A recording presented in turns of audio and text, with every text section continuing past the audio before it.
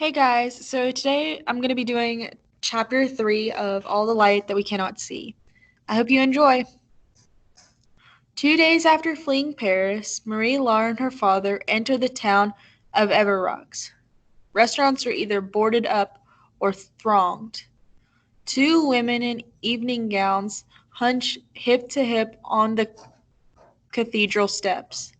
A man lies face down between market stalls, unconscious or worse. No mail service. Telegraph lines down. The most recent newspaper is 36 hours old. At the prefecture, a quick for gasoline coupon snakes out the door and around the block. The first two hotels are full. The third will not unlock the door. Every so often the locksmith catches himself glancing over his shoulder. "Papa," Marie-Laure is mumbling, bewildered. "My feet." He lights a cigarette. 3 left. Not much further now, Marie. On the western edge of Everrox, the road empties and the countryside levels out. He checks and rechecks the address the director has given him. Monsieur Francois Ganot, 9 Rue St. Nicholas. But Monsieur Ganot's house, when they reach it, is on fire. In the windless dusk, sullen heaps of smoke pump upward through the trees. A car has crashed into a corner of the gatehouse and torn the gate off its hinges. The house, or what remains of it, is grand. 20 French windows on the facade. Big freshly painted shutters. Manicured hedges out front. Un chateau. I smell smoke, Papa. He leads Marie-Laure up the gravel. His rucksack, or perhaps it is the stone deep inside, seems to grow heavier with each step. No puddles gleam in the gravel. No fire brigade swarms out front. Twin urns are toppled on the front steps. A burst chandelier sprawls across the empty stairs. What is burning, Papa? A boy comes toward them out of the smoky twilight, no older than Marie-Laure, streaked with ash, pushing a wheeled dining cart through the gravel. Silver tongs and spoons hanging from the cart chime and clank, and the windows clatter and wallow. A little polished cherub grins at each corner. The locksmith says, "Is this the house of Francois Ganot?" The boy acknowledges neither question nor questioner as he passes. Do you know what happened to the clanging of the cart recedes? Marie-Laure yanks the hem of his coat.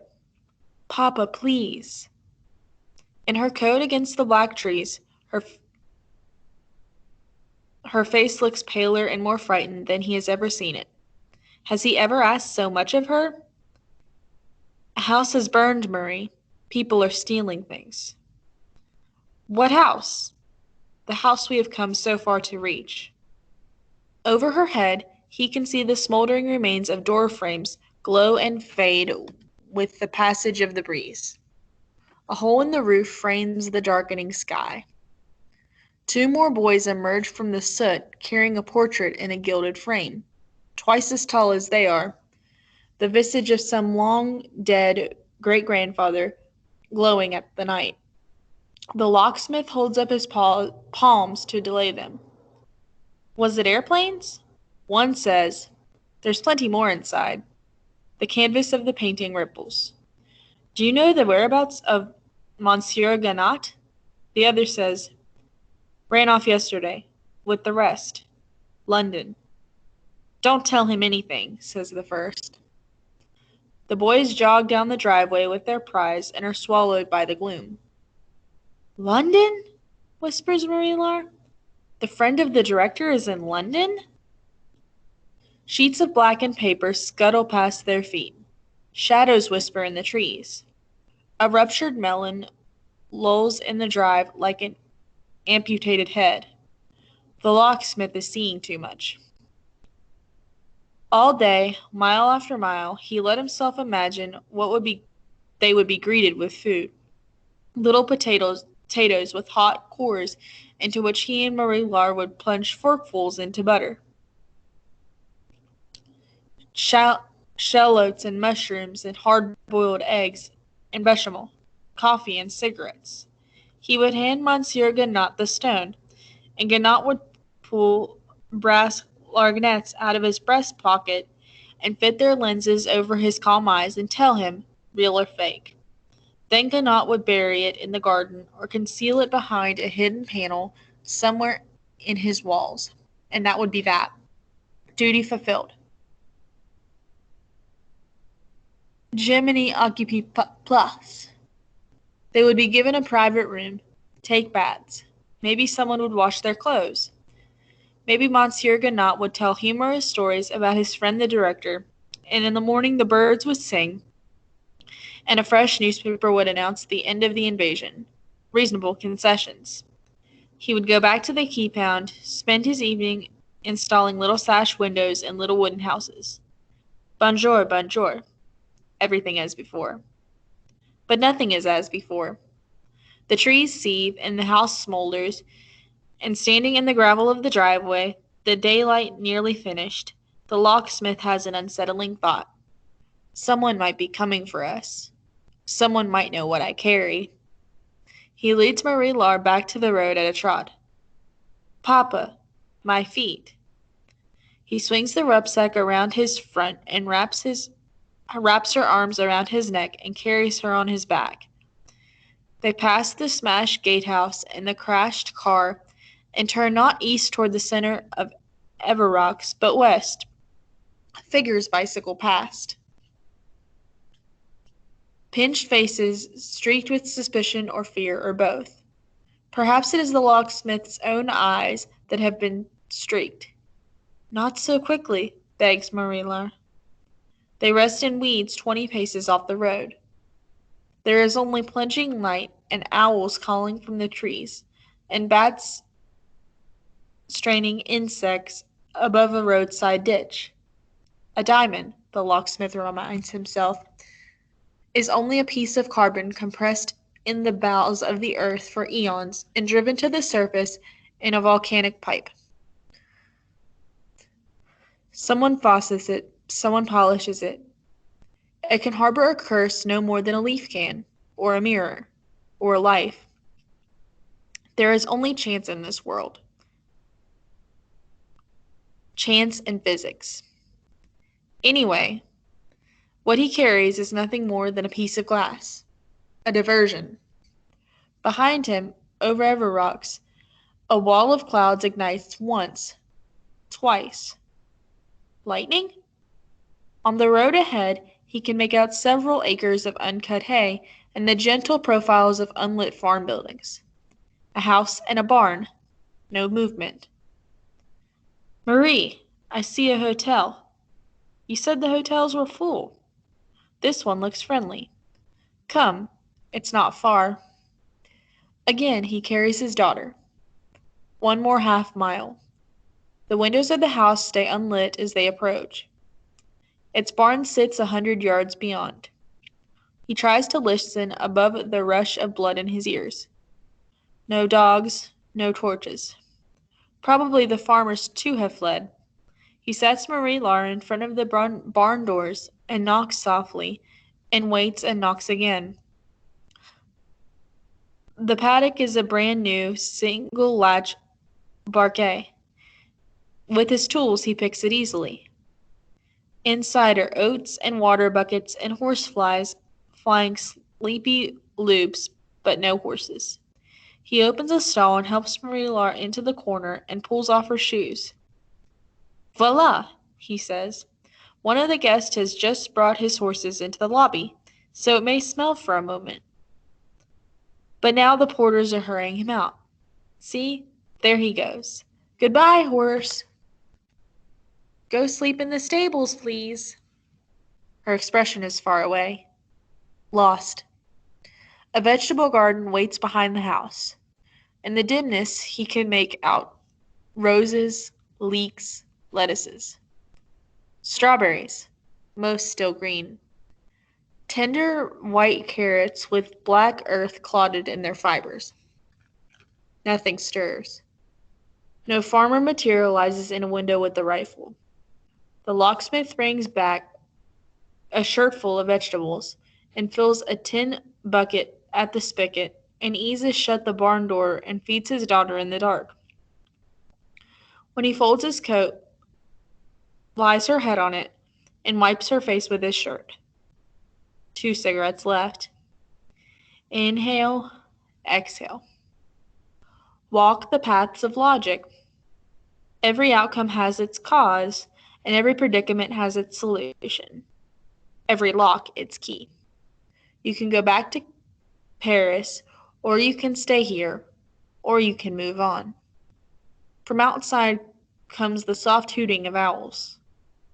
Distant grumbling of thunder or ordnance, or both. He says, "This hotel is very cheap, ma chérie." The innkeeper behind the desk said our room is 40 francs a night, but only 20 francs if we made our own bed. He listens to her breathe. So I said, "Oh, we can make our own bed." And he said, "Right, I'll get you some nails and wood." Marie-Laure does not smile. "Now we can go find Uncle Etienne?" "Yes, Marie." "Who is 76% crazy?"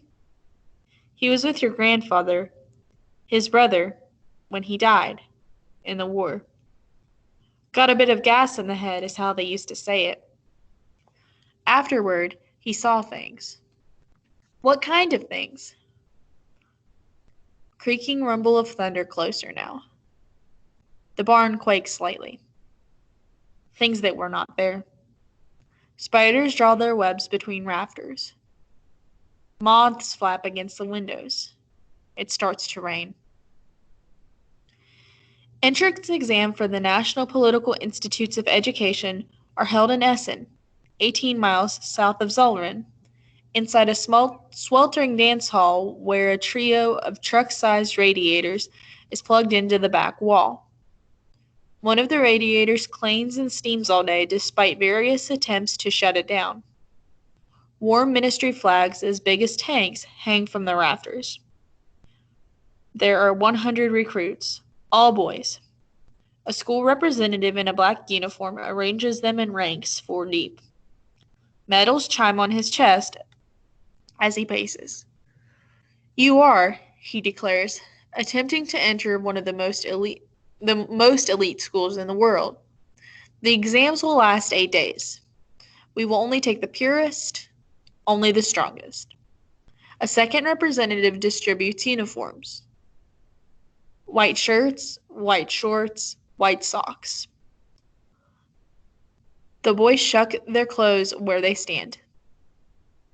Warner counts 26 others in his age group. All but 2 are taller than he is. All but 3 are blonde. None of them wear eyeglasses. The boys spend their entire first morning in their new white outfits, filling out questionnaires on clipboards. There is no noise save the scribbling of pencils and the pacing of examiners and the clucking of the huge radiator. "Where was your grandfather born? What color are your father's eyes? Has your mother ever worked in an office?" Of 110 questions about his lineage, Warner can accurately answer only 16. The rest are guesses. "Where is your mother from?" There are no options from past tense. He writes, "Germany." "Where is your father from?" "Germany." "What languages does your mother speak?" "German." He remembers Frau Elena as she looked early this morning, standing in her night dress behind the hall lamp, fussing over his bag. All the other children asleep. She seemed lost, dazed, as if she could not observe how quickly things were changing around her. She said she was proud. She said Warner should do his best. "You're a smart boy," she said. "You'll do well." She kept adjusting and readjusting his collar. When he said, "It's only a week," her eyes filled slowly, as if some internal flood was gradually overwhelming her. In the afternoon, the recruits run. They crawl under obstacles, do push-ups, scale ropes suspended from the ceiling. 100 children passing sleek and interchangeable in their white uniforms, like livestock before the eyes of the examiners. Warner comes in ninth in the shuttle runs. He comes in second to last on the rope climb. He will never be good enough. In the evening, the boys spill out of the hall, some met by proud-looking parents with automobiles, others vanishing purposefully in twos and threes in the streets. All seem to know where they're going. Warner makes his way alone to a Spartan hostel 6 blocks away, where he rents a room for 2 marks a night and lays among muttering iterants and listens to the pigeons and bells and shuddering traffic of Essen. It is the first night he has spent outside of Zollverein, and he cannot stop thinking of Jutta, who has not spoken to him since discovering he smashed their radio, who stared at him with so much accusation in her face that he had to look away. Her eyes said, "You are betraying me." But wasn't he protecting her? On the second morning, there were raceological exams. They require little of Warner except to raise his arms or keep from blinking while an inspector shines a pendant into the tunnels of his pupils. He sweats and shifts. His heart pounds unreasonably. An onion-breath technician in a lab coat measures the distance between Warner's temples, the circumference of his head, and the thickness and shape of his lips. Calipers are used to evaluate his feet, the length of his fingers, and the distance between his eyes and his navel. They measure his penis. The angle of his nose is quantified with a wooden protractor. A second technician gauges Warner's eye color against a chromatic scale on which 60 or so shades of blue are displayed. Warner's color is Hampla, sky blue. To assess his hair color, the man snips a lock from Warner's head and compares it to 30 or so other locks clipped to a board, arranged darkest to lightest. "Skinny," the man mutters, and makes a notation. "Snow." Warner's hair is lighter than the lightest color on the board. They test his vision, draw his blood, take his fingerprints. By noon, he wonders if there is anything left for them to measure. Verbal exams come next.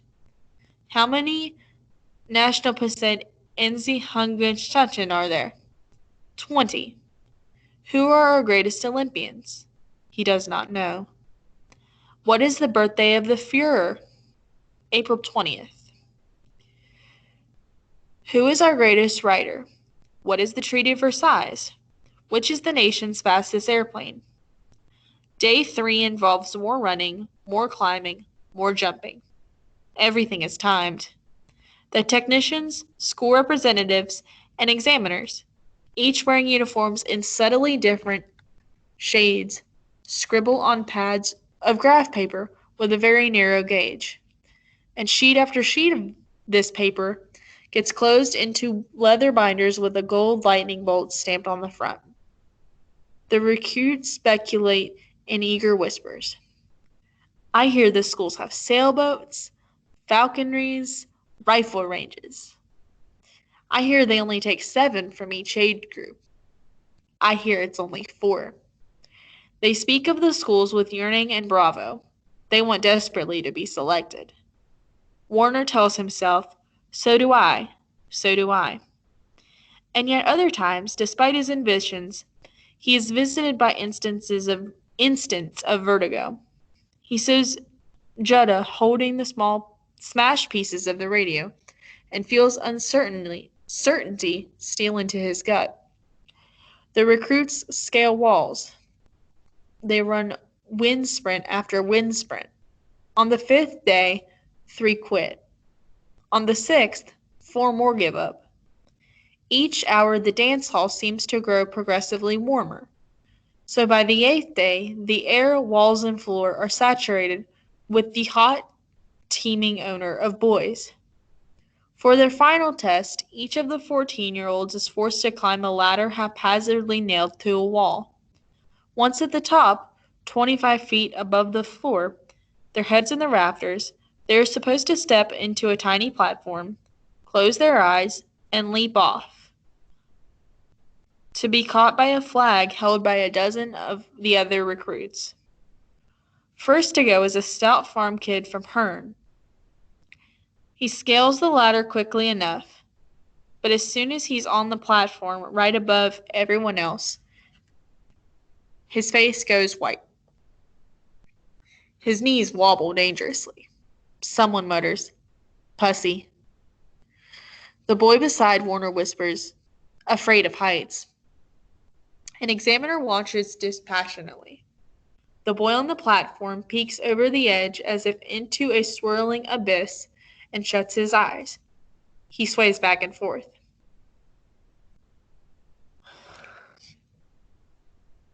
Interminable seconds pass. The examiner peers at his stopwatch. Warner clutches the hem of the flag. Soon, most everyone in the dance hall has stopped to watch, even recruits in other age groups. The boy sways twice more, until it's clear he's about to faint. Even then, no one moves to help him. When he goes over, he goes sideways. The recruits on the ground manage to swing the flag around on time, but his weight tears the edges out of their hands, and he hits the floor arms first with a sound like a bundle of kindling breaking over a knee.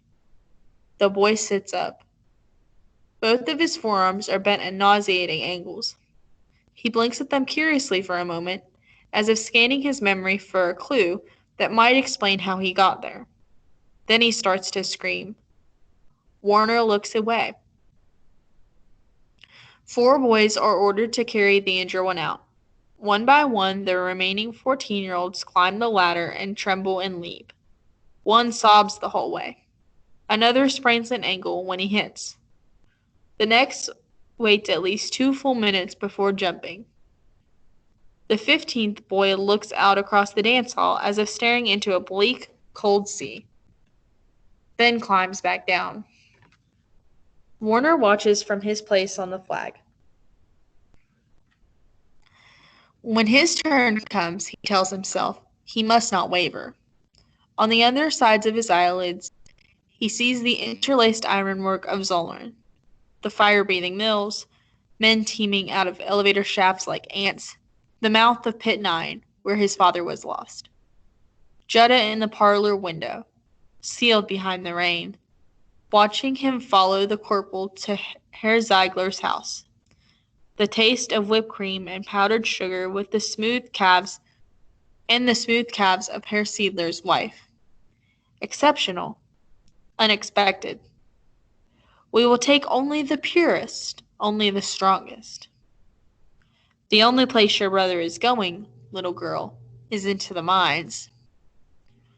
Warner scampers up the ladder. The rungs have been roughly sawed, and his palms take splinters the whole way.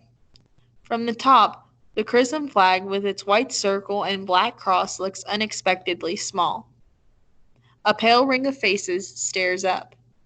It's even hotter up here, torrid, and the smell of perspiration makes him lightheaded.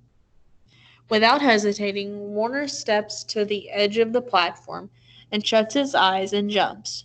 He hits the flag in its exact center, and the boys holding its edges give it a collective groan. He rolls to his feet, uninjured. The examiner clicks his stopwatch, scribbles on his clipboard, looks up. Their eyes meet for a half second, maybe less. Then the man goes back to his notations. "Heil Hitler!" yells Warner. The next boy starts up the ladder.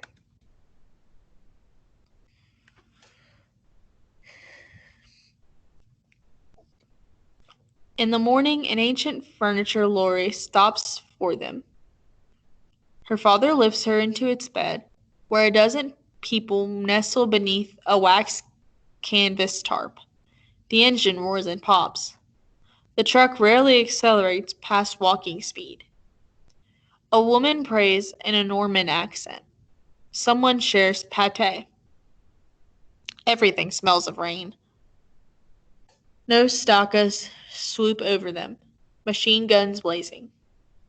No one in the truck has even seen a German. For half the morning, Marie Laure tries to convince herself that the previous days have been some elaborate test concocted by her father, that the truck is moving not away from Paris, but toward it, that tonight they'll return home. The model will be on its bench in the corner, and the sugar bowl will be in the center of the kitchen table, its little spoon resting on the rim. Out the open windows, the cheese seller on the Rue des Plantes will lock his door and shutter up those marvelous smells, as he has done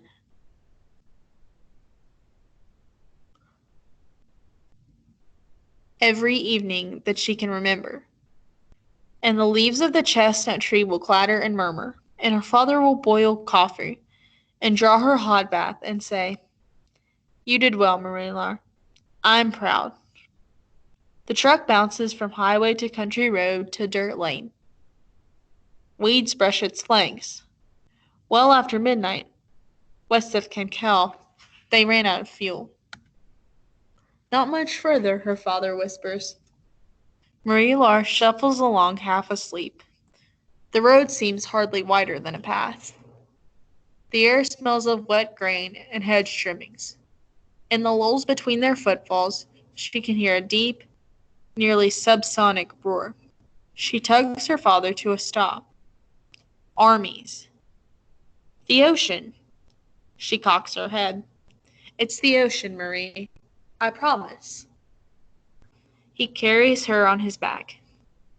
Now the barking of gulls. Smell of wet stones. Of bird shit. Of salt, though she never knew salt had a smell. The sea, murmuring in its language that travels through stones, air, and sky. What did Captain Nemo say?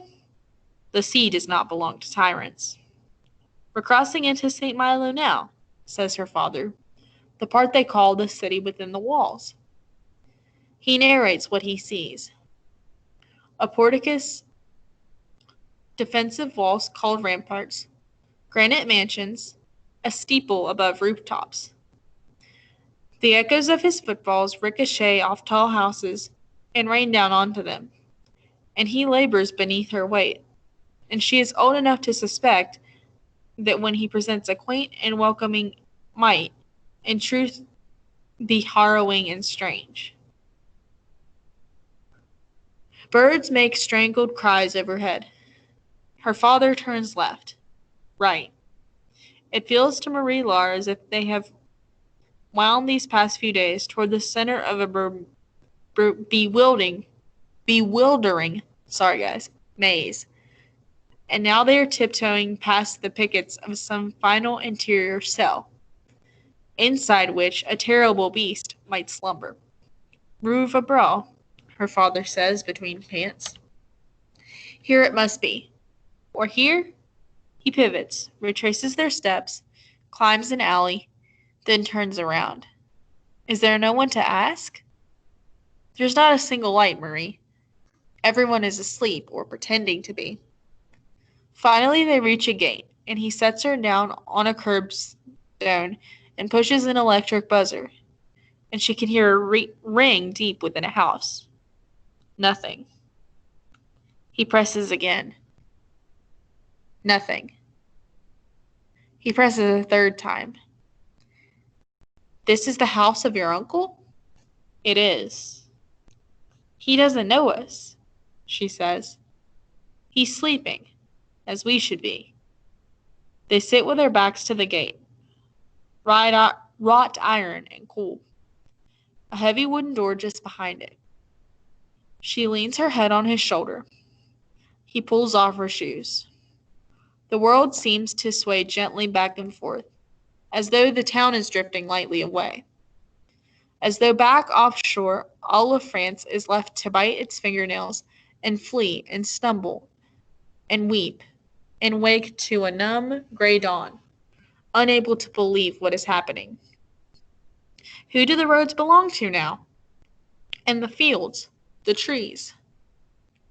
Her father takes his final cigarette from his shirt pocket and lights it.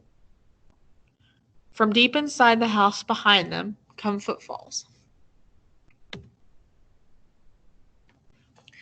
As soon as her father says his name, the breathing on the other side of the door becomes a gasp, a held breath. A gate screeches. A door behind it gives way. "Jesus' mother," says a woman's voice. "You are so small." "My daughter, madam." "Marie-Laure, this is Madame Manec." Marie-Laure attempts to curtsy. The hand that cups her cheek is strong, the hand of a geologist or a gardener. My God! There is none so distant that faith cannot bring them together. But, dear child, your stockings and your heels! You must be famished. They step into a narrow entry. Marie-Laure hears the gate clang shut. Then the woman latching the door behind them. 2 deadbolts, 1 chain. They are led into a room that smells of herbs and rising dough. A kitchen. Her father unbuttons her coat, helps her sit. "We are very grateful. I understand how late it is," he is saying. And the old woman, Madame Manec, is brisk, efficient, evidently overcoming her initial amazement. She brushes off their thank yous. She scoots Marie-Laure's chair toward a tabletop. A match is struck. Water fills a pot. An icebox clicks open and shut. There is the hum of gas and the tick-tick of heating metal. In another moment, a warm towel is on Marie-Laure's face. A jar of cool, sweet water in front of her. Each sip a blessing. "Oh, the town is absolutely stuffed," Marie Malek is saying in her fairy tale drawl as she moves about. She seems short. She wears blocky, heavy shoes. Hers is a low voice, full of pebbles. A sailor's voice or a smoker's. Some can afford hotels or rentals, but many are in the warehouses, on straw, not enough to eat. I'd take them in, but your uncle, you know, it might upset him.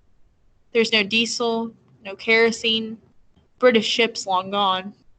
They burned everything they left behind. At first I couldn't believe any of it, but Etienne, he has the wireless going on stop. Eggs crack. Butter pops in a hot pan.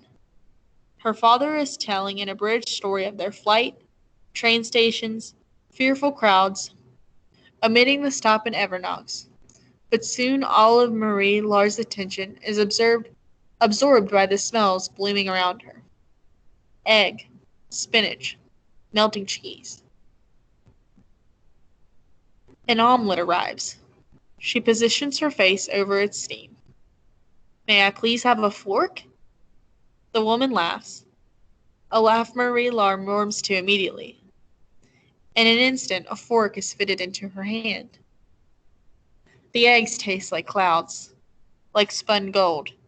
Madame Manec says, "I think she likes it," and laughs again. A second omelet soon appears. Now it is her father who eats quickly. "How about peaches, dear?" murmurs Madame Manec. And Marie-Laure can hear a can opening, juice splashing into a bowl. Seconds later, she is eating wedges of wet sunlight. "Marie," murmurs her father, "your manners." "But you have plenty." "You go ahead, child. I make them every year." When Marie-Laure has eaten 2 full cans of peaches, Madame Manec cleans Marie-Laure's dish with a rag and shakes out her coat and clanks dishes into a sink and says, "Cigarette," and her father groans with gratitude, and a match flares and the grown-ups smoke. A door opens, or a window, and Marie-Laure can hear the hypnotic voice of the sea. "And Etienne?" asked her father. Madame says, "Shuts himself up like a corpse one day. Eats like an Albatross the next. He still does not for 20 years. Probably the grown-ups are mouthing more to each other. Probably Marie-Laure should be more curious. About her great-uncle who sees things that are not there. About the fate of everyone and everything she has ever known. But her stomach is full. Her blood has become a warm golden flow through her arteries, and the open window beyond the walls, the ocean crashes. Only a bit of stone left between her and it. The room of Brittany. The furthest windowsill of France. And maybe the Germans are advancing as execrably as lava. But Marie-Laure is slipping into something like a dream. Or perhaps it's the memory of one. She's 6 or 7 years old, newly blind, and her father is sitting in a chair beside her bed, whittling away at some tiny piece of wood, smoking a cigarette. And evening is settling over the 100,000 rooftops and chimneys of Paris. And all the walls around her are dissolving, the ceilings too, and the whole city is disintegrating into smoke. And at last sleep falls over her like a shadow. Everyone wants to hear Warner's stories. What were the exams like? What did they make you do? Tell us everything. The youngest children tug his sleeves. The older ones are deferential. The snowy-haired dreamer plucked out of the soot. They said they'd accept only 2 from my age group, maybe 3. From the far end of the table, he could feel the heat of Juddha's attention. With the rest of the money from Herr Seidler, he purchased a People's Receiver for 34 marks 80. A 2-valve, low-powered radio, even cheaper than the state-sponsored Wolfgangers he has repaired in the houses of neighbors. Unmodified, its receiver can haul in only big-wave nationwide programs from Deutsche Sender. Nothing else. Nothing foreign. The children shout, delighted, as he presents it. Juddha shows no interest. Martin Shelley says, was there loads of math? Were there cheeses? Was there cakes? Did they let you shoot rifles? Did you ride in tanks? I bet you rode in tanks. Warner says, I didn't know the answers to half their questions. I'll never get in. But he does. 5 days after he returns from Essen, the letter is hand-delivered to Children's House. An eagle and cross on a crisp envelope. No stamp. Like a dispatch from God. Frau Lena is doing laundry. The little boys are clustered around the new radio. A half-hour program called Kids Club. Juddha and Claudia Foster have taken 3 of the younger girls to a puppet show in the market. Juddha has spoken no more than 6 words to Warner since his return. You have been called, says the letter. Warner is to report to the National Political Institute of Education No. 6 at Spolta. He stands in the parlor at Children's House, trying to absorb it. Cracked walls, sagging ceiling, twin benches that have borne child after child after child, as long as the mine has made orphans. He has found a way out. Sepulveda, tiny dot on the map, near Nuremberg and Saxony, 200 miles east. Only his most intrepid dreams did he allow himself to hope that he might travel so far. He carries the sheet of paper in a daze to the alley, where Frau Lena boils sheets amid billows of steam. She rereads it several times. We can't pay. We don't have to. How far? 5 hours by train. They've already paid the fare. When? 2 weeks. Frau Lena, strands of hair stuck to her cheeks, maroon aprons under her eyes, pink rims around her nostrils, thin crucifix against her damp throat. Is she proud? She rubs her eyes and nods absently. They'll celebrate this. She hands the letter back and stares down the alley at the dense ranks of clotheslines and coal bins. Who, Fra? Everyone. The neighbors. She laughs a sudden and startling laugh.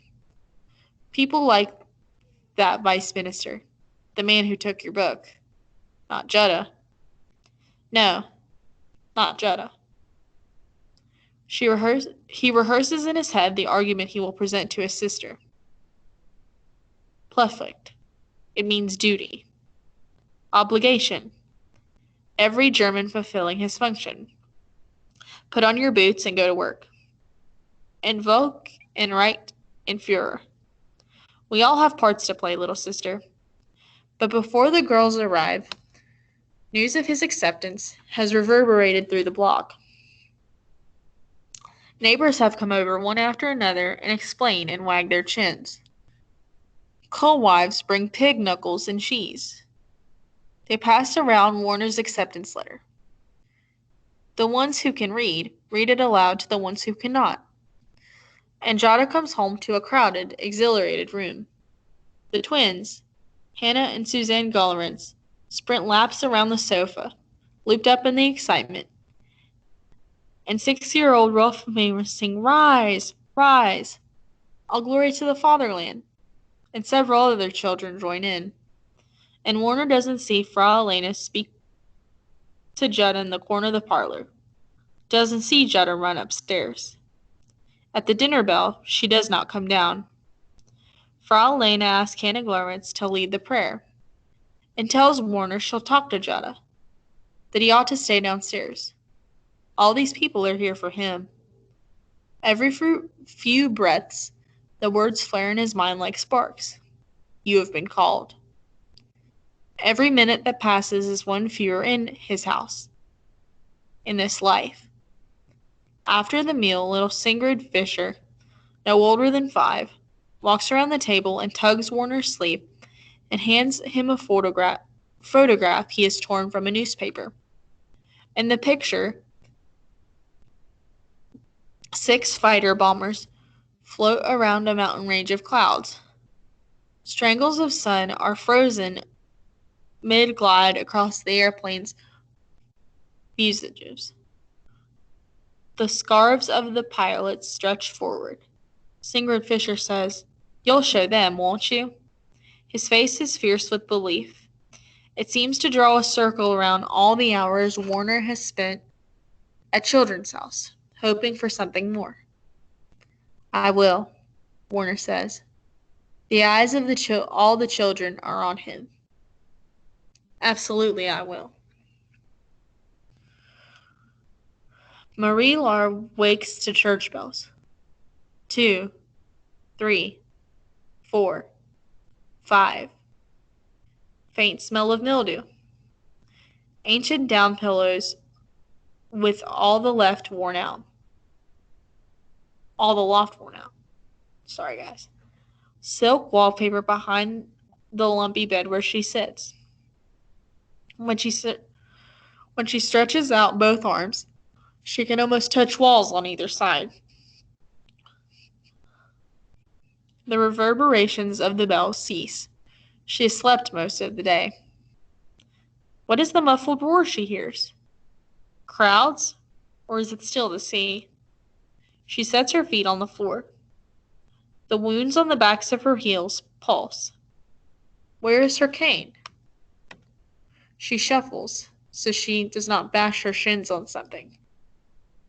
Behind curtains, a window rises out of her reach. Opposite the window, she finds a dresser whose drawers open only part way before striking the bed. The weather in this place. You can feel it between your fingers. She gropes through a doorway into what? A hall? Out here the roar is fainter. Barely a murmur. Hello? Quiet. Then a bustling far below. The heavy shoes of Madame Manec climbing flights of narrow, curving steps. Her smoker's lungs coming closer. 3rd floor. 4th. How tall is this house? Now Madame's voice is calling. Mademoiselle. and she is taken by the hand, led back into the room in which she woke, and seated on the edge of the bed. Do you need to use the toilet? You must. Then a bath. You had an excellent sleep. Your father is in town trying the telegraph office, though I assured him that'd be about as profitable as trying to pick feathers out of molasses. Are you hungry? Madame Malek plumps pillows, flaps the quilt. Marie Laure tries to concentrate on something small, something concrete. The model back in Paris. A single seashell in Dr. Graffo's laboratory. Does this whole house belong to my great-uncle Etienne? Every room. How does he pay for it? Madame Malek laughs. You get right to it, don't you? Your great-uncle inherited the house from his father, who was your great-grandfather. He was a very successful man with plenty of money. You knew him? I have worked here since Master Etienne was a little boy. My grandfather, too? You knew him? I did. Will I meet Uncle Etienne now? Madame Malek hesitates. Probably not. But he is here? Yes, child, he is always here. Always? Madame Malek's big, thick hands enfold hers. Let's see about a bath. Your father will explain when he returns. But Papa doesn't explain anything. He says only that Uncle was in the war with my grandfather. That's right. But your great-uncle, when he came home... Madame hunts for the proper phrasing. He was not the same as when he left. You mean he was more scared of things? I mean lost. A mouse in a trap. He saw dead people passing through the walls. Terrible things in the corners of the streets. Now your great-uncle does not go outdoors. Not ever? Not for years. But Etienne is a wonder. You'll see. He knows everything. Marie Laure listens to the house tenders creak, and the gulls cry, and the gentle roar breaking against the window. Are we high in the air, madam? We are on the 6th floor. It's a good bed, isn't it? I thought you and your papa would be able to rest well here. Does the window open? It does, dear. But it's probably best to leave it shuttered well. Marie Laure is already standing atop the bed, running her palms along the wall. Can one see the sea from it? We're supposed to keep shutters and windows closed, but maybe just for a minute. Madame Malek turns the handle, pulls in the 2-inch page of the window, and nudges open the shutter. Wind. Immediate, bright, sweet, briny, luminous. The roar rises and falls. Are there snails out there, madam? Snails? In the ocean? Again that laugh. As many as raindrops. You're interested in snails? Yes, yes, yes. I have found tree snails and garden snails, but I have never found marine snails. Well, says Madame Malek, you've turned up in the right place. Madame draws a warm bath in the 3rd floor tub. From the tub, Marie Laure listens to her shut the door, and the cramped bathroom groan beneath the weight of the water, and the walls creak, as if she were a cabman inside Captain Nemo's Natalis. The pain in her heels fades. She lowers her head beneath the level of the water. To never go outdoors! To hide for decades inside this strange, narrow house! For dinner, she is buttoned into a starchy dress from some bygone decade. They sit at the square kitchen table. Her father and Madame Malek at opposite sides, knees pressed to knees, windows jammed shut, shutters drawn. A wireless set mumbles the names of ministers in a harried staccato voice. De Gaulle in London. Pétain replacing Reynard. They ate fish stewed with green tomatoes. Her father reports that no letters have been delivered or collected in 3 days. Telegraph lines are not functioning. The newest newspaper is 6 days old. On the radio, the announcer reads public service classifieds. Monsieur Fontaine, refuge in Orange, seeks his 3 children, left with luggage at Ivy-sur-Seine. Francine Guenvieve seeks any information about Marie Genet, last seen at Gentilly.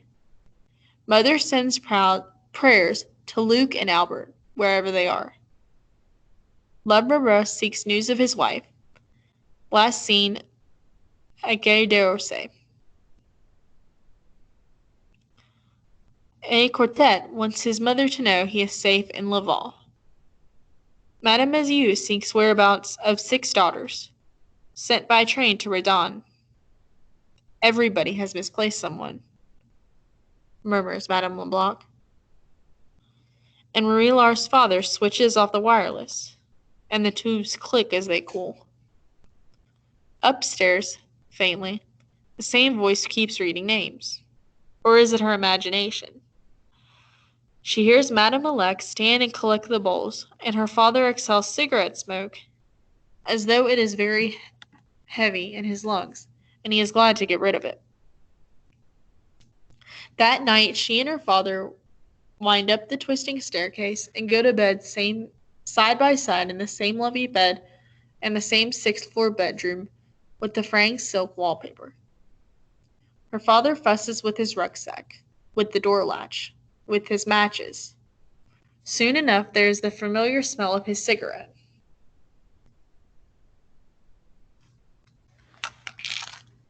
Gushamish blues. She hears wood pop and groan as the 2 halves of a window pull open.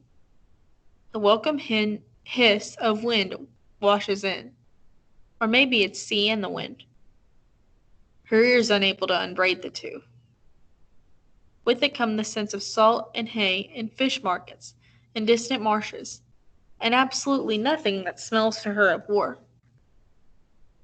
Can we visit the ocean tomorrow, Papa? Probably not tomorrow. Where is Uncle Etienne? I expect he's in his room on the 5th floor. Seeing things that are not here? We are lucky to have him, Marie. Lucky to have Madame Elect, too. She's a genius with food, isn't she, Papa? She's maybe just a little bit better at cooking than you are. Just a very little bit better. Marie Laure is glad to hear a smile enter his voice, but beneath it she can sense his thoughts fluttering like trapped birds. What does it mean, Papa? They'll occupy us. It means they'll park their trucks in the squares. Will they make us speak their language? They might make us advance our clocks by 1 hour. The house creaks. Gulls cry.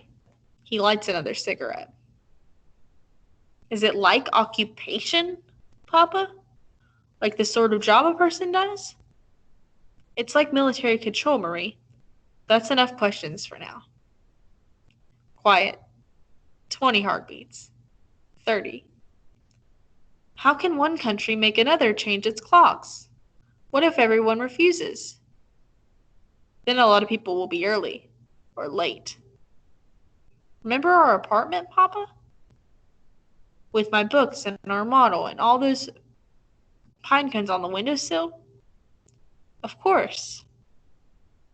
I lined up the pine cones, largest to smallest. They're still there. Do you think so? I know so. You do not know so. I do not know so. I believe so. Are German soldiers climbing in our beds right now, Papa? No. Marie Laure tries to lay very still. She can almost hear the machinery of her father's mind churning inside his skull. It will be okay, he whispers. Her hand finds his forearm. We will stay here a while, and then we will go back to our apartment, and the pine cones will be right where we left them, and 20,000 leagues under the sea will be on the floor of the keep-house where we left it, and no one will be in our beds. The distant anthem of the sea, the clanging of someone's boots on cobbles far below. She wants very badly for her father to say, "Yes, that's it. Absolutely, ma chérie." But he says nothing. He cannot concentrate on schoolwork, or simple conversations, or Fra Elena's chores. Every time he shuts his eyes, some vision of the school at Sepulveda overmasters him. Vermin and flags, muscular horses, gleaming laboratories. The best boys in Germany. At certain moments, he sees himself as an emblem of possibility to which all eyes are turned. Though at other moments, flickering in front of him, he sees the big kid from the entrance exams, his face gone bloodless atop the platform high above the dance hall. How he fell. How no one moved to help him. Why can't Jetta be happy for him? Why, even at the moment of his escape, must some inexplicable warning murmur in a distant region of his mind? Martin Scazzi says, "Tell us again about the hand grenades." Singfried Fischer says, "And the falconries." 3 times he readies his argument, and 3 times Jetta turns on a heel and strides away. Hour after hour she helps Frau Elena with the smaller children, or walks to the market, or finds some other excuse to be helpful, to be busy, to be out. She won't listen, Warner tells Frau Elena. Keep trying. Before he knows it, there's only 1 day before his departure. He wakes before dawn and finds Jetta asleep in her cot in the girls' dormitory. Her arms are wrapped around her head, and her wool blanket is twisted around her midsection, and her pillow is jammed in the crack between mattress and wall. Even in sleep, a tableau of friction. Above her bed are papered her fantastical pencil drawings of Fra Elena's village, of Paris with 1,000 white towers beneath whirling flocks of birds. He says her name. She twines herself tighter into the blanket. Will you talk with me? Will you walk with me? Sorry, guys. To his surprise, she sits up. They step outside before anyone else is awake. He leads her without speaking. They climb one fence, then another. Jetta's untied shoelaces trail behind her. Thistles bite her knees. The rising sun makes a pinhole on the horizon. They stop at the edge of an irrigation canal. In winters past, Warner used to tow her in their wagon to this very spot, and they would watch skaters race along the frozen canal.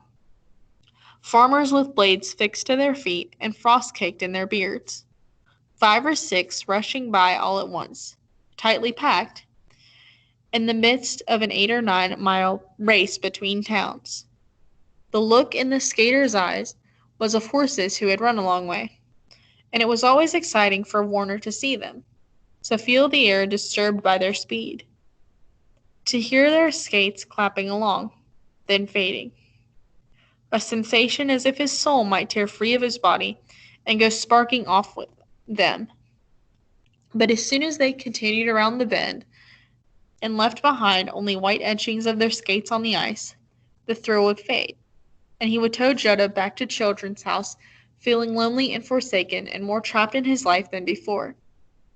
He says, "No skaters came last winter." His sister gazes into the ditch. Her eyes are mauve. Her hair is snarled and untamable, and perhaps even whiter than his. Scunny. She says, "None'll come this year either." The mine complex is a smoldering black mountain range behind her. Even now, Warner can hear a mechanical drumbeat thudding in the distance. First shift going down the elevators as the owl shift comes up. All those boys with tired eyes and soot-stained faces rising in the elevators to meet the sun. And for a moment, he apprehends a huge and terrible presence looming just beyond the morning. I know you're angry. You'll become just like Hamilton Hummerbit. I won't. Spend enough time with boys like that and you will. So you want me to stay? Go down in the mines? They watch a bicyclist far down the path. Jetta clamps her hands in her armpits. You know what I used to listen to? On our radio? Before you ruined it? Hush, Jetta, please. Broadcast from Paris. They say the opposite of everything Sander says. They'd say we are devils. That we are committing atrocities. Do you know what atrocities means? Please, Jetta. It is right, Jetta says. Is it right, Jetta says, to do something only because everyone else is doing it? Doubts, slipping in like eels. Warner shoves them back. Jetta is barely 12 years old, still a child. I'll write you letters every week, twice a week if I can. You don't have to show them to Frau Elena if you don't want to. Jetta shuts her eyes. It's not forever, Jetta. 2 years, maybe. Half the boys who get admitted don't manage to graduate. But maybe I'll learn something. Maybe they'll teach me to be a proper engineer. Maybe I can learn to fly an airplane, like little Spring Princess. Don't shake your head. We've always wanted to see the inside of an airplane, haven't we? I'll fly us west. You and me. Frau Elena too if she wants. Or we could take a train. We'll ride through forest and villages de montages. All those places Frau Elena talked about when we were small. Maybe we could ride all the way to Paris. The burgeoning light. The tender hissing of the grass. Jetta opens her eyes but doesn't look at him. Don't tell lies. Lie to yourself, Warner. But don't lie to me. 10 hours later, he's on a train. For 3 days, she does not meet her great-uncle. Then, feeling her way to the toilet on the 4th morning after their arrival, she steps on something small and hard. She crouches and locates it with her fingers. Whirled and smooth. A sculpture of vertical holds incised by a tapering spiral. The appendage are broad and oval. She whispers, a whelk. One stride in front of the first shell, she finds another, then a third and a fourth. The trail of seashells arcs past the toilet and down a flight in the closed 5th floor door she knows by now is his, beyond which issues the concerted whispers of pianos playing. A voice says, come in. She expects fussiness, an elderly funk, but the room smells mildly of soap and books and dried seaweed, not unlike Dr. Guilford's laboratory. Great uncle? Marie Lar. His voice is low and soft. A piece of silk you might keep in a drawer and pull out only on rare occasions, just to feel it between your fingers. She reaches into space, and a cool bone hand takes hers. He is feeling better, he says. I am sorry I have not been able to meet you sooner. The pianos plink along softly. It sounds as if a dozen are playing all at once, as if the sound comes from every point of the compass. How many radios do you have, Uncle? Let me show you. He brings her hands to a shelf. This one is stereo. Hedrononi. I assembled it myself. She imagines a diminutive pianist, dressed in a tuxedo, playing inside the machine. Next, he places her hands on a big cabinet radio, then on a third no bigger than a toaster.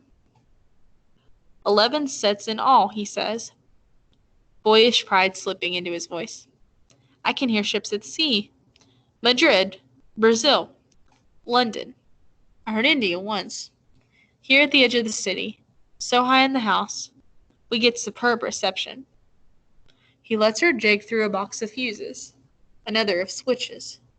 He leads her to bookshelves next, the spines of hundreds of books, a bird cage, beetles and matchboxes, an electric mouse trap, a glass paperweight inside which, he says, a scorpion has been entombed,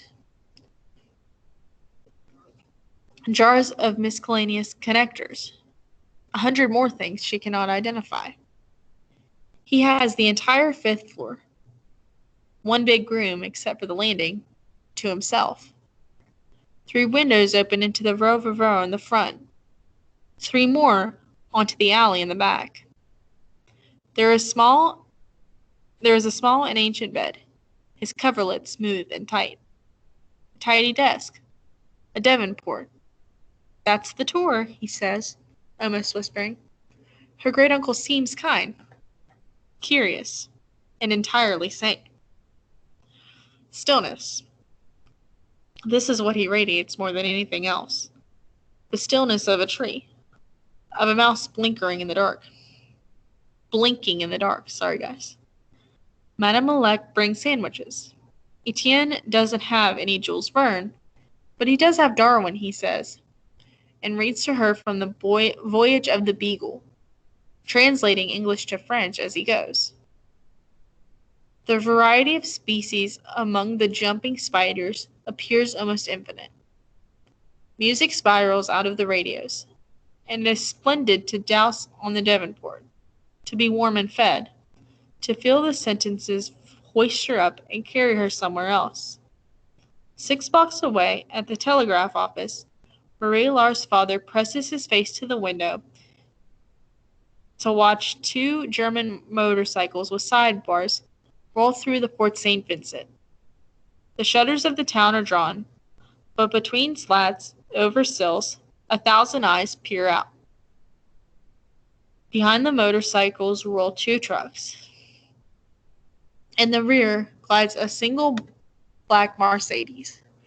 Sunlight flashes from the hood ornaments and chrome fittings as the little procession glides to a stop on the rigged gravel drive in front of the soaring lynching street walls of the Chateau de Saint Milo. An elderly, prematurely tanned man, the mayor, somebody explains, waits with a white handkerchief in his big sailor's hands, a barely perceptible shake showing in his wrist. The Germans climb out of their vehicles, more than a dozen of them. Their boots gleam and their uniforms are tidy. 2 carry carnations. One urges along a beagle on a rope. Several gazed open-mouthed up at the facade of the chateau. A short man in a field captain's uniform emerges from the back seat of the Mercedes and brushes something invisible from the sleeve of his coat. He exchanges a few words with a thin aide-de-camp, who translates to the mayor. The mayor nods. Then the short man disappears through the huge doors. Minutes later, the aide-de-camp flings open the shutters of an upstairs window and gazes a moment across the rooftops before unfurling a crimson flag over the brick and securing his eyelids to the sill.